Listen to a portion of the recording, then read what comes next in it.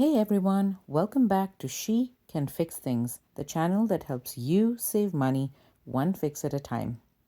Today we are going to tackle fixing paint chips on your walls. Let's get right to it.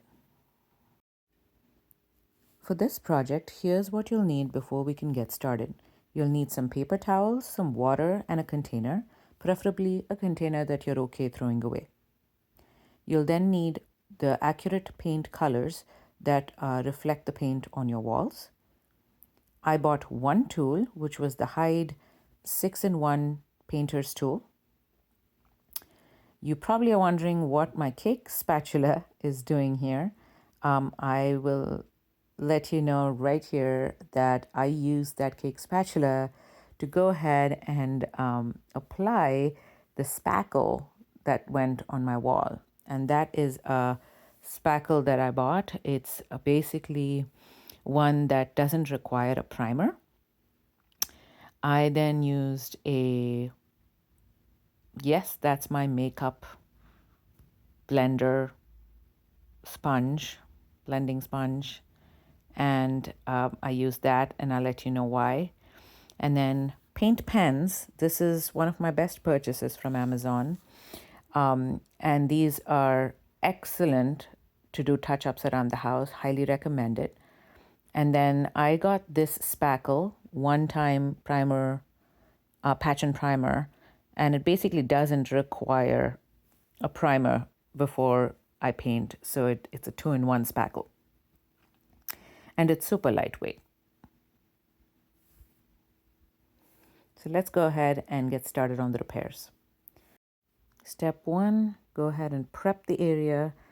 Scrape off any loose paint around the chip with a putty knife, and then go ahead and fill it in. Apply some spackle or wall putty to cover the chip.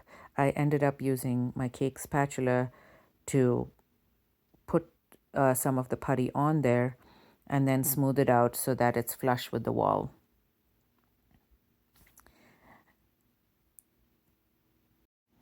Just make sure that you have a minimal amount of spackle on the wall so that it's not too lumpy.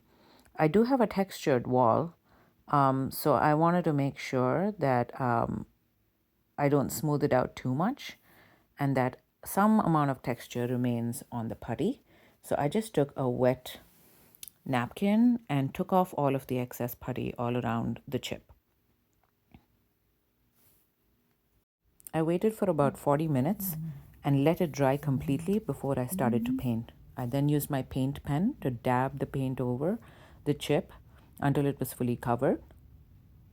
Just make sure that you use the dabbing motion and not brush strokes. I then used my beauty brush or beauty sponge to dab over the paint, removing the excess paint and also giving it a little bit of texture that my wall already had, so it blends in well with my wall. And then I let it dry. And here is the final result. The wall looks as good as new. You'd never know where the chip really was. Thank you for watching, and if you found this helpful, make sure to like, subscribe, and hit the bell so you don't miss the next DIY fix. And remember, if she can fix things, so can you.